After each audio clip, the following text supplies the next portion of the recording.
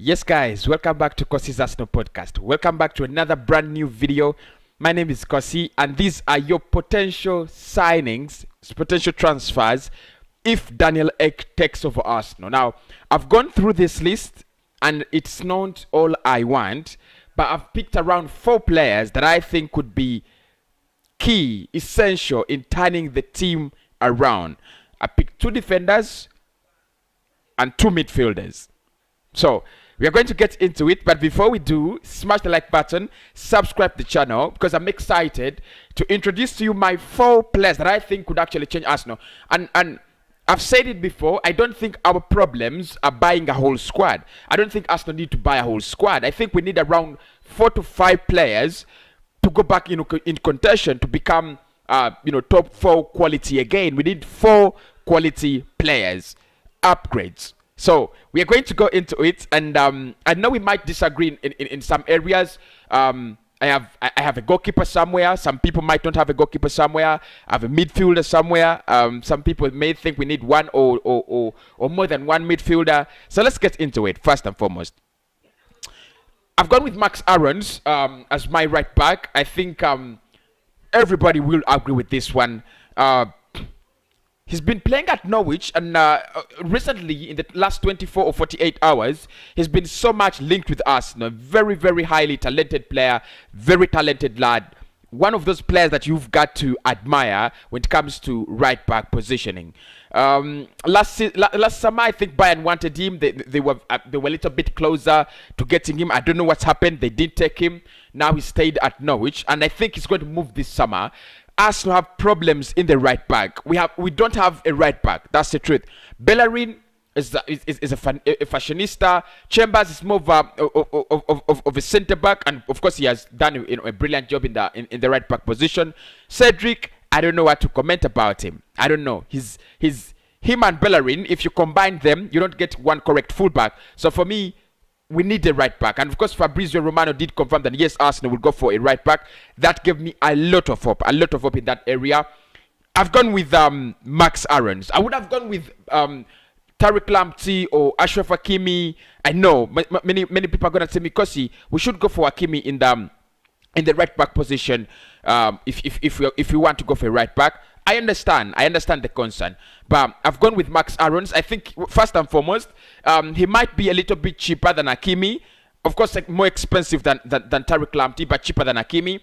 His experience and the way he plays, his style of play, fits Mikel Arteta's ambitions and blueprint. So that's why I've gone with Max Aarons. He would cost around 30 million or 35 million pounds. And for Daniel Ek, that would be no money, would it? But anyway, I'm not here to talk about Ek. Although these are the potential transfers that I would want to see if Daniel Ek takes over Arsenal. The other player is Jack Grealish. Why not? Let's go for the big ones. If you're eating a snail, eat the big one. If you're eating a frog, eat the big one. Eat the fat one. So I've gone with Jack Grealish.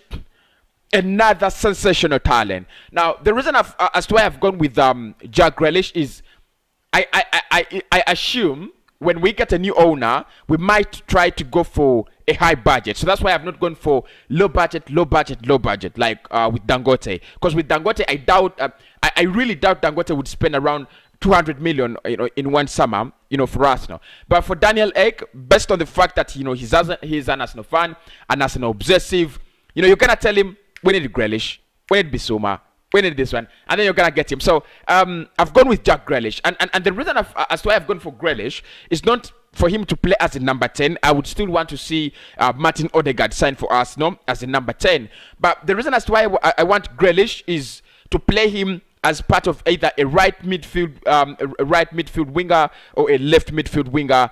I want him to be part of that, creativity at Arsenal. He brings that extra creativity at Arsenal, and he's also a team leader, captain, and as well as a game controller. So imagine you have Partey, Grealish, and you have Partey, Grealish, and just in front of them you have Martin Odegaard.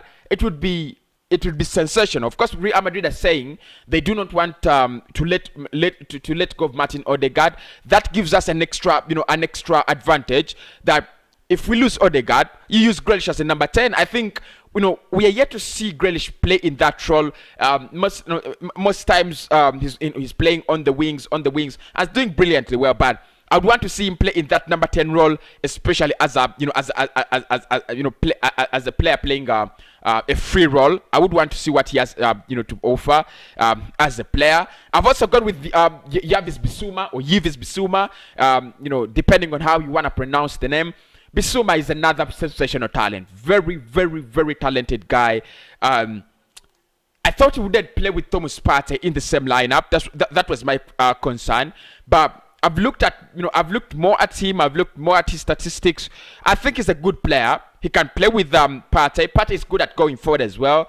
Bisuma is good at going forward as well. It's gonna make those little runs, those little passes, stretching forward. And yeah, I would go with Bisuma. To partner Thomas Partey in the midfield. Just to make you know, Grealish would cost us around £80 million.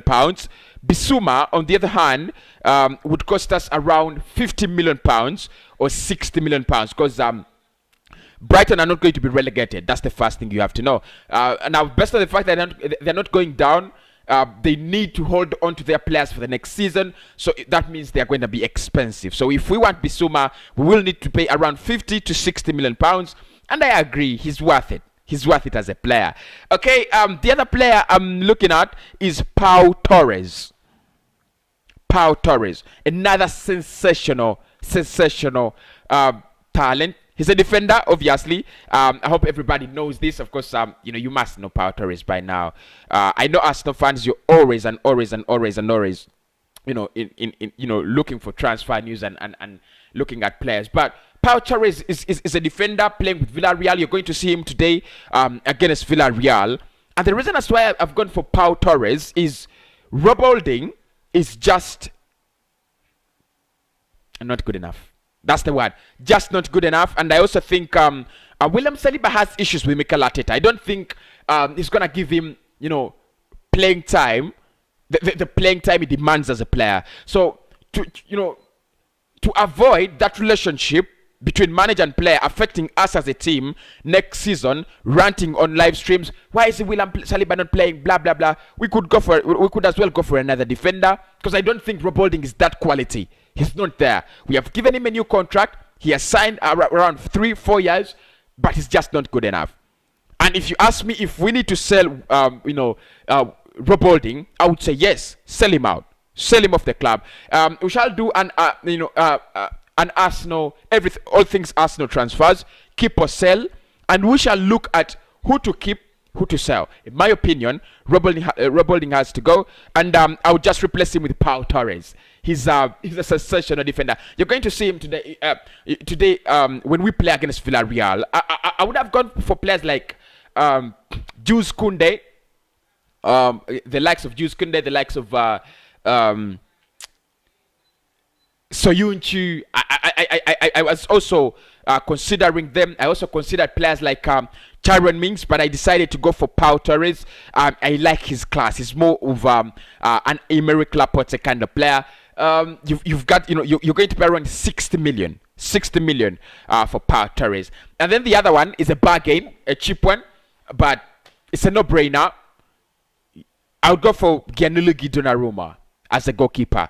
I think we have had enough of Leno. We have also had enough of the goalkeeping madness and stupidity around this football club. It's time we've got a change. So and this doesn't need a takeover. That's the truth. This is a deal that doesn't need a takeover. The player doesn't want to stay at Milan. He's refusing to sign a new contract. Give him the money he wants. Bring him at the club. Let him sit on the bench for one season.